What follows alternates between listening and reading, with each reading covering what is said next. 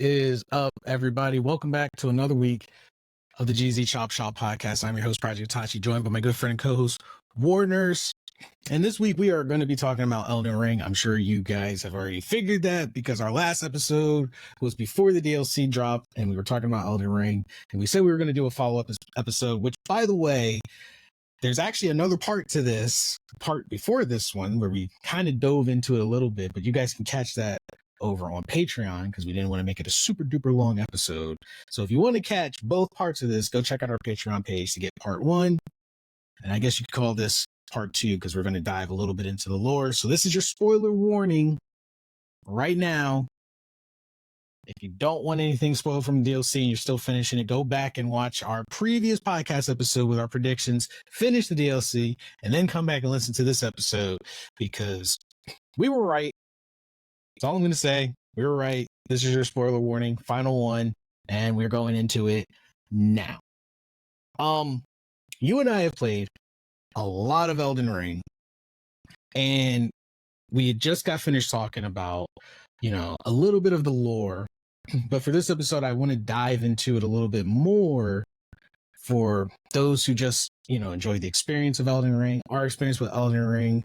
Did we get the questions we had answered? Are there still some questions left unanswered? And I know for you and obviously other gamers out there, you want another DLC. To which I would be 100% for. I just want to get that out there. I would be 100% for it, but I do not think we will get one because they have kind of closed up almost, I want to say almost, all the loose ends for the story for our character are tarnished right now. I think they would just wind up having to do an Elden Ring 2 at this point instead of another DLC because, as we know, Elden Ring does not hand you the story on a silver platter. You have to put the pieces of the puzzle together for yourself. You have to do some reading. You have to do some research. You got to look at the paintings on the wall, sometimes literally, to get the full picture of what's happening in the lands between and the Shadow Realm. And the only missing demigod from the base game originally was Mikela. Godwin is dead. Ronnie made sure of that. So the last standing but not confirmed dead demigod was Mikela, and this is who the DLC revolved around. Well, that was brought to a conclusion, and you kind of find out that Mikela has been pulling the strings since the base game. The man was he was pulling strings. He indeed pulled a Griffith, and I was saying this. Back when we did the episode we dropped, the last episode we dropped back a few weeks ago before the DLC released. I was like, I bet you, I'm thinking that Mikela is the bad guy here. I think he's been behind everything. What I didn't expect was two things. I didn't expect you to be right about him being Saint Trina. You somehow called that, which you do tend to. You're more detailed about the reading on items than I tend to be. And I did not expect poor Moog. I did not expect to feel so bad for Moog because the man was used and abused through Mikela's charm, through his power, and then his body was used to bring Radon back to life. So, fun fact about it, I call them the Omen brothers because they were, I want to say, the originators of the Omen curse. When you think about it, now everyone remembers Morgott. Morgott was the first boss you face of the demigods, and he would whoop on us, and we all hated him because he was this roadblock as the first boss in Elden Ring, and we were like, Moog is a piece of shit. But the most wholesome of the demigods were actually the Omen brothers, Morgott and Moog.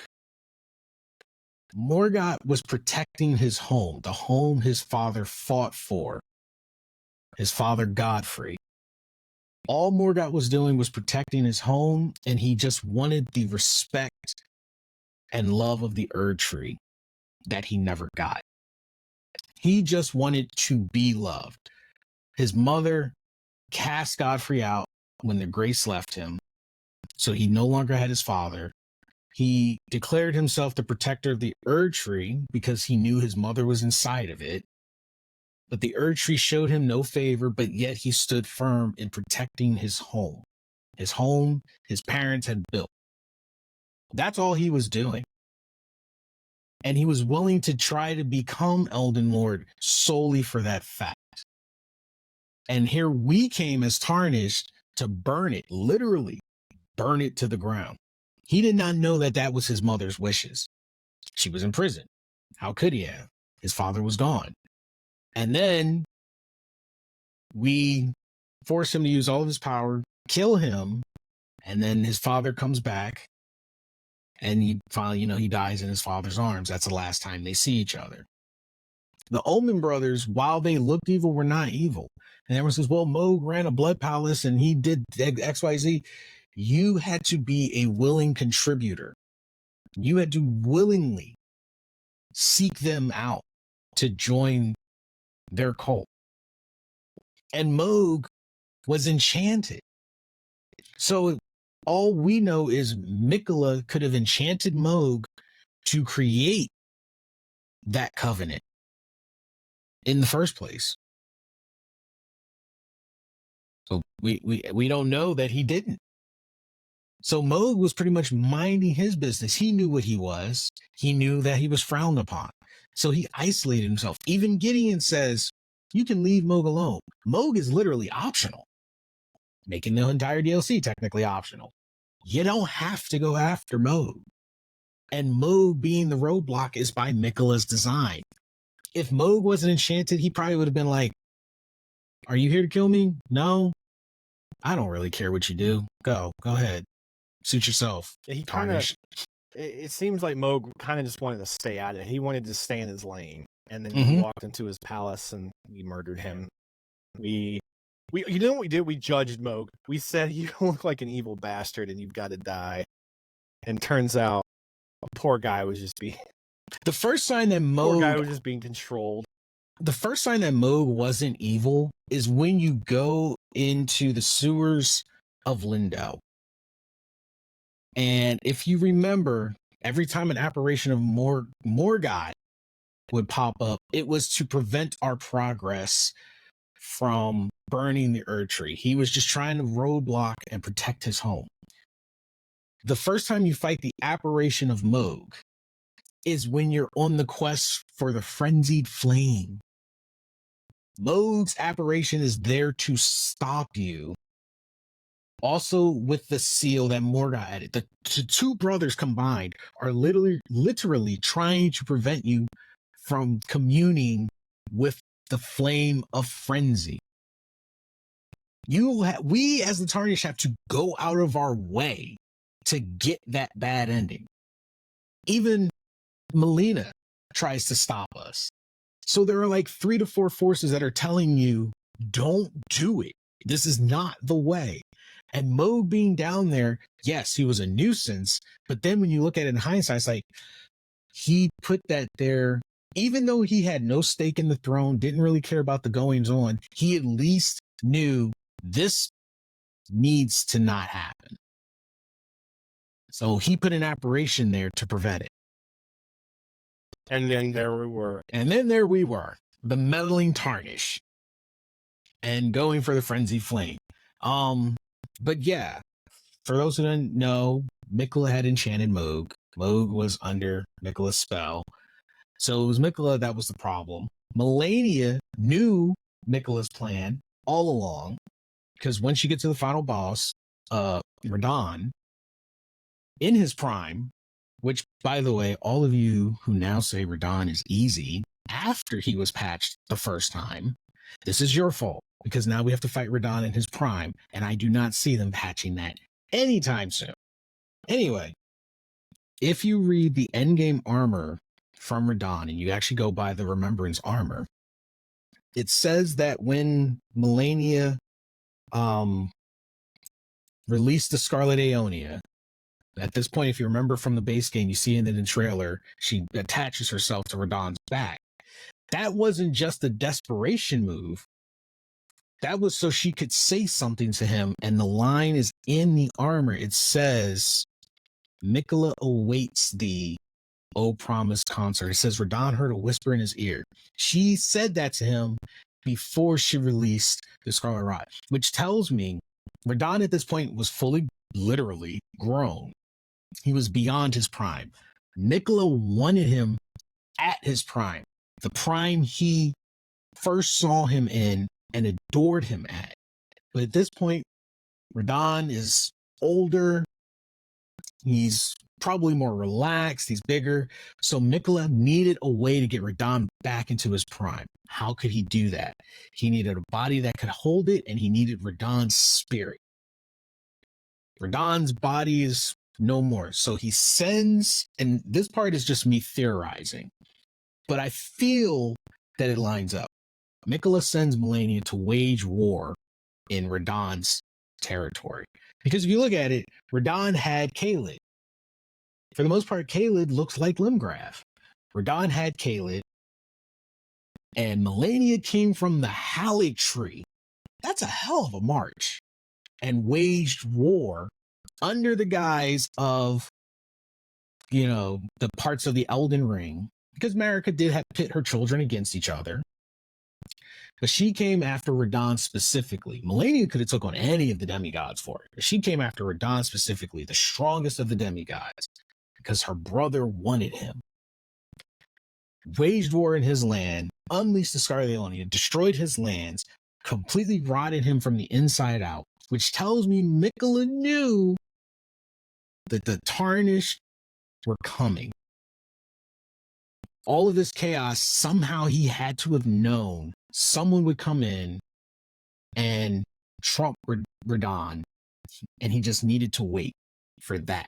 And that's what Melina is just sitting around waiting for Mikela to wake back up. She did her part.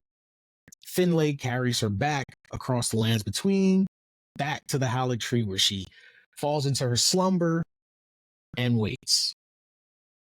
It's what's crazy to me is even at Radon's weakest form, his worst form, he was still holding the stars back. Yeah. And all of this stuff had to be set in motion for Ronnie. It had to be set in motion for Mikela. Radon is the centerpiece. He was a bigger centerpiece than people realize. And Ronnie needed him dealt with. Mikela needed him dealt with. Everyone needed Radon dealt with. Also, probably why Melina is optional as a boss is because all she was doing was being an enforcer until Mikela got his promised consort. Because from what you read in the lore, Mikela had pretty much told Radon years ago, I want you to be my consort. When I become a god, I'm choosing you. Now, I don't see if it agreed where Radon was like, yeah, sure. But Mikela had already decided in his head, it's going to be you. Period. And Mikela's whole thing with the Shadow Realm was seeing it through. Now, the interesting thing that also is spoken about in the DLC is the Marika Radon situation.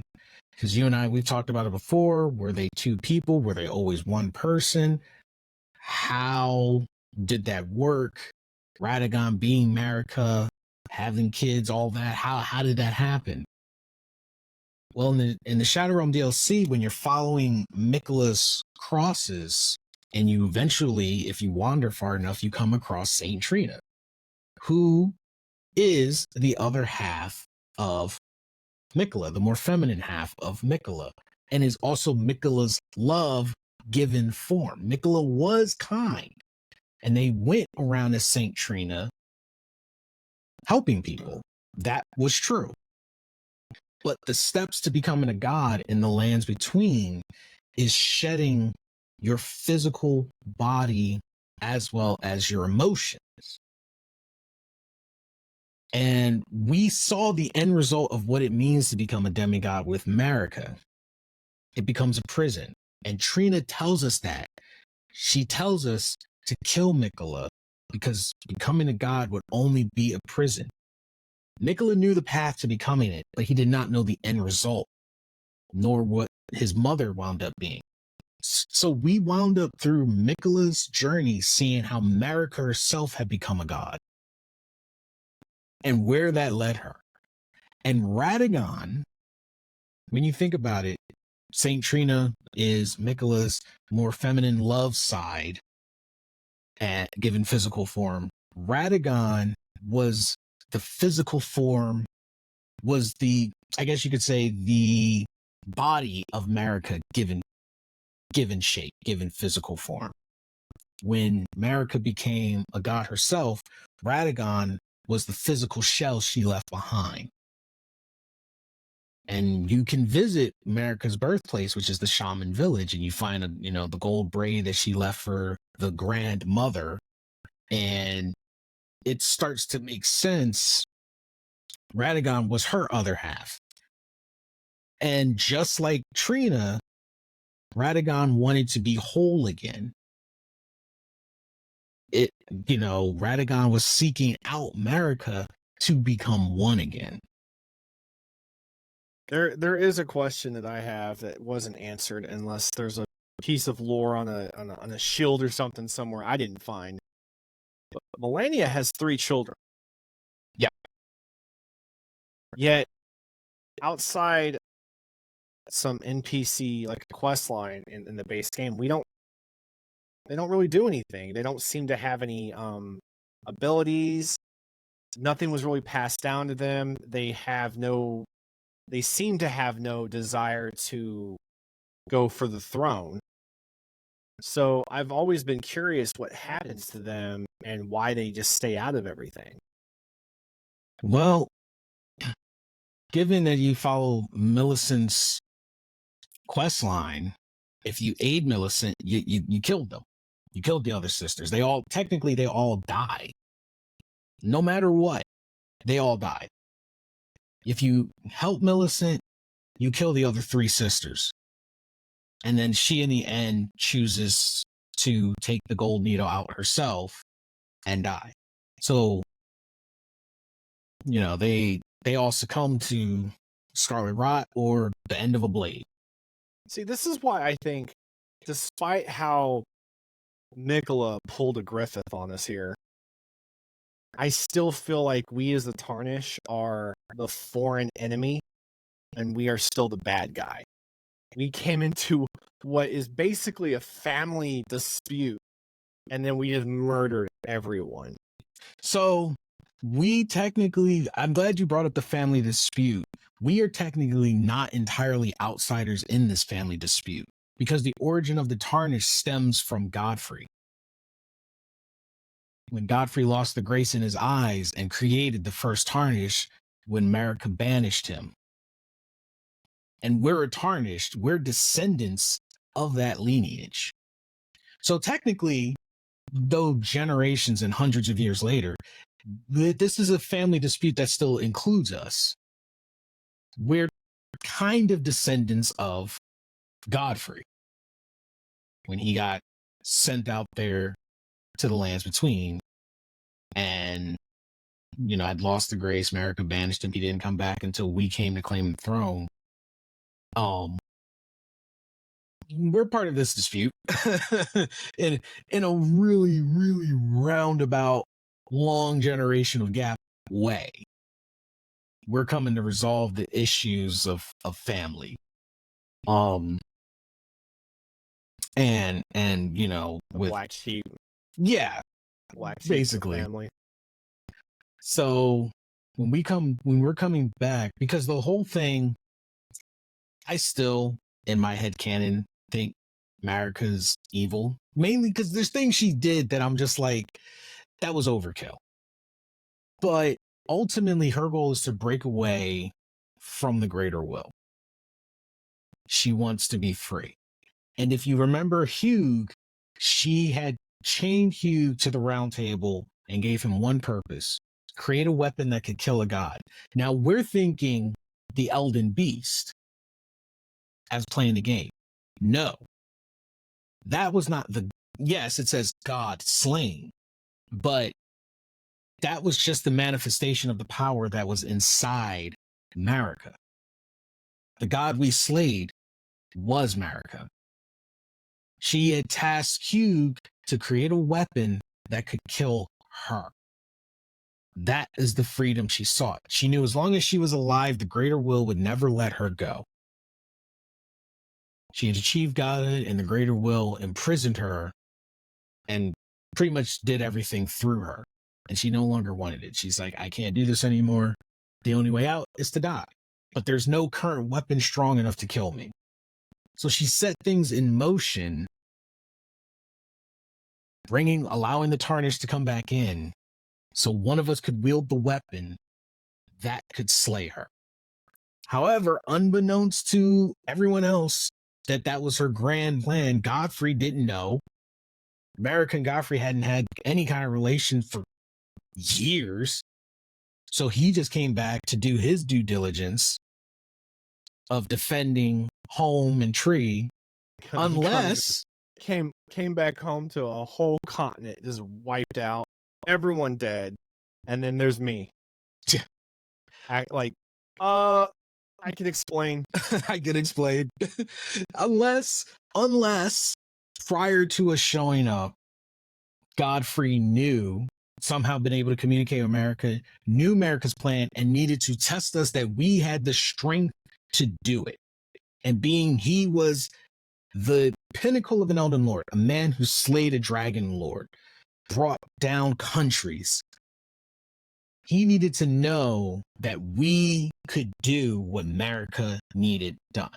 That's why he was there. Test us, because if we couldn't overcome the first Elden Lord, how could we be an Elden Lord? So there's that side of it. He may have known Marika's plan and said, you got to come through me so that I know when I send you in there, you got it. You can do this. And Radon wanting to reconnect with Marika to make her whole again obviously is going to stop us, because Radon's whole purpose is to become one again. Fix the ring, fix this problem, become one again. So of course Radon's going to stop us. And then the powers that Marika had in her takes the form of the Elden Beast. Now we take those weapons upgraded by Hugh to slay a god, therefore killing Marika, granting her wish of freedom. Marika is dead. Yes, we reattach her broken head to the body, but she's gone. She's dead. She's officially dead. And now her son, Mikela, is trying to make the same mistake. So we had to step in. Well, it was enough to have to fight Radon in his prime. But when you get him to his second phase, and then you got to fight Radon in his prime with Mikela attached to him, and the most spammed holy magic I have ever seen in this game. Yeah. And if you don't have that, what's that new talisman called? Golden Braid? Golden Braid. Man, if you don't have that equipped. Oh, it's a rough day. It's a really rough day. But I have thoroughly been enjoying exploring the Land of Shadow, really getting into the lore. And like I said, I know a lot of people, they want a Godwin DLC, but lore-wise, it wouldn't work. Godwin is dead. Destined death is permanent death. Ronnie saw to that. That is canon. There's no way around that. Ronnie's story also leaves Age of Stars ending not good. Yes, her version, she broke away from the greater will, but godhood is still a prison. She takes you as her consort, but to achieve godhood, Ronnie gave away her flesh in one go. She burned all her flesh in one go when you go and find the rune of death on her. And by her end, you help her achieve godhood, which now you realize is not a good thing, because now she has become a god, broken the world away from the greater will, but now it's under her rule and however she becomes over time as a god. Because that means you got to give away feeling. You give away everything that makes you mortal, let's say. So for 1,000 years, Ronnie could change and become the problem herself. Plot twist: they do add a DLC, and it turns out you gotta go find Ronnie and kill him. You gotta go find her. Now that might work, a DLC to go track down Ronnie, because I believe even because the canonical ending is just you taking the throne. But you just don't go with her. You don't in go her with ending, Ronnie. you go with her. But even in the original, like the real ending, she's still going to go do what she was doing. Yeah, she it's still not leaves. like you killed her or she was stopped. When she says her final farewell, she's gone. But I've wondered, the Age of Stars is because the outer gods, and then we have creatures like Estelle and those those creatures that they came, that Radon was holding the stars back, and then when he stops holding the stars back, that's when we start seeing these creatures show up. So I wonder, is Ronnie a part of that now? Is she within the realm of those gods and those creatures, or is it a separate thing? I think her thing is separate entirely, because when you read the lore of some of the new weapons, the natural born, they've always been there, and they came from, I forget what it's called. There's a specific place that they came from, but they're not gods. They're just very powerful gravity creatures. And I think they had ties with the Alabaster Lords, which, fun fact, the Alabaster Lords, even though, yes, we fight them as Tarnished, they were not villains before. It was actually the Alabaster Lords that taught Radon and Gaius gravity magic. Gaius. Yeah, let's not talk about Gaius. Dude's a problem. But the Alabaster Lords, were good guys before.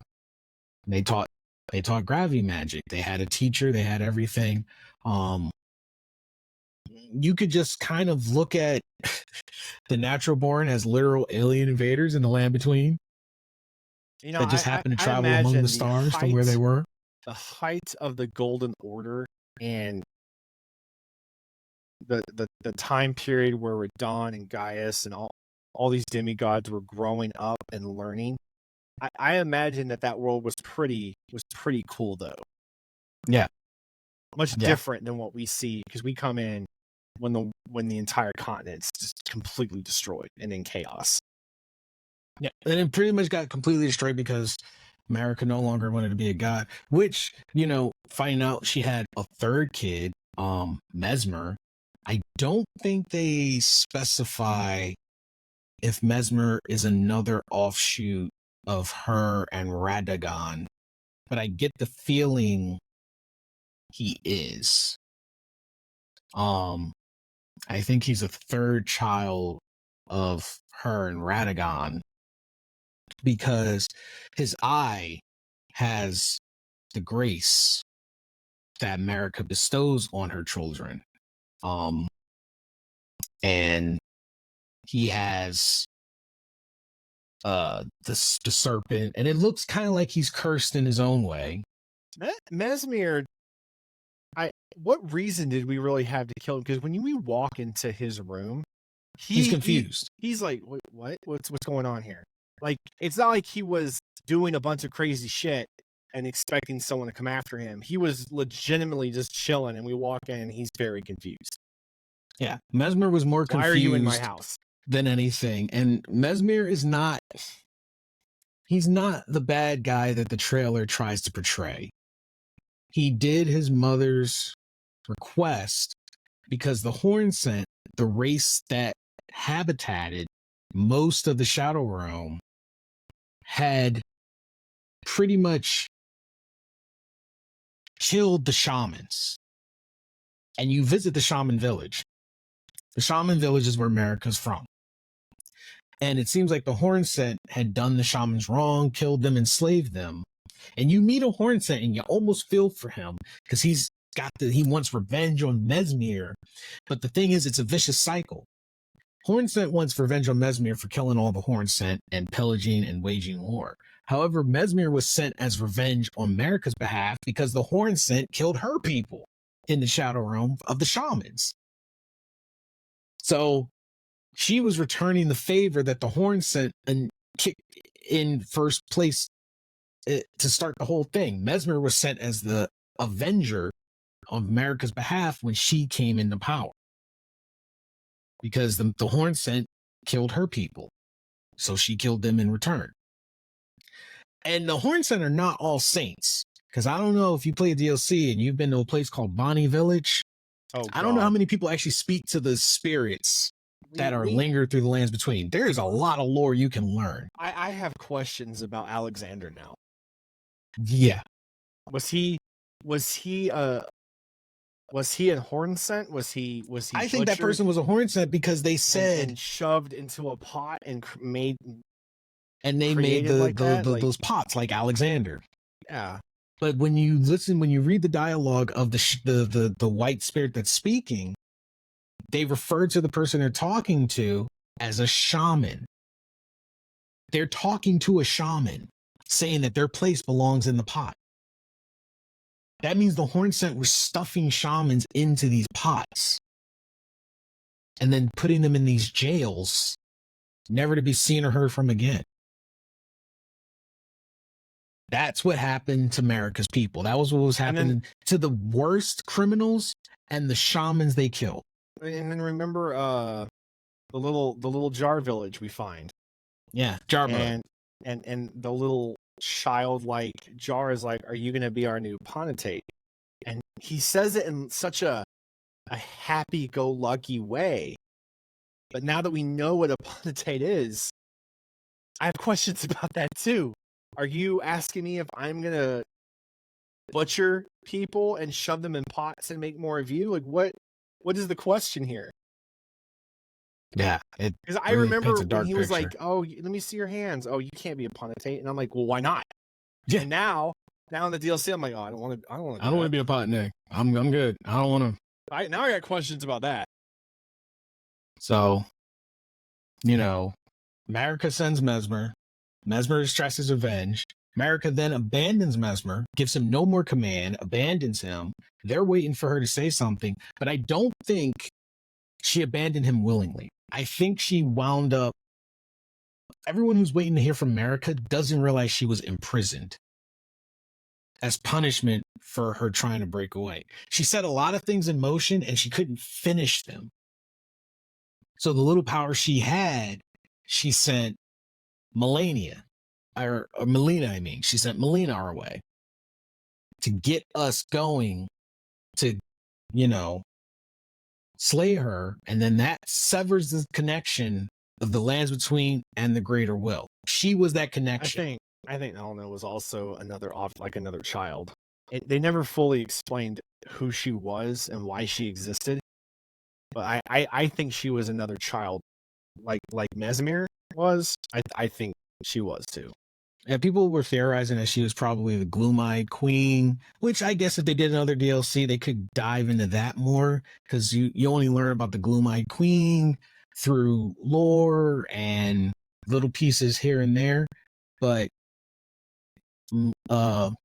Melina was probably a mental offshoot of Marika more than a child. She could have been like she couldn't. It's possible she wasn't even a real physical person, just a spiritual manifestation of Marika. Yeah, because look at how she could come and go. String you along and direct you to her so you can kill her. Yeah, because look at how she could come and go. No other Finger Maiden could do that. She pretty much was spectral, just like Torrent, which says, could she take a physical form when necessary? Yes, but she had a strange power no other Finger Maiden had, which was coming and going as she pleased. I think she was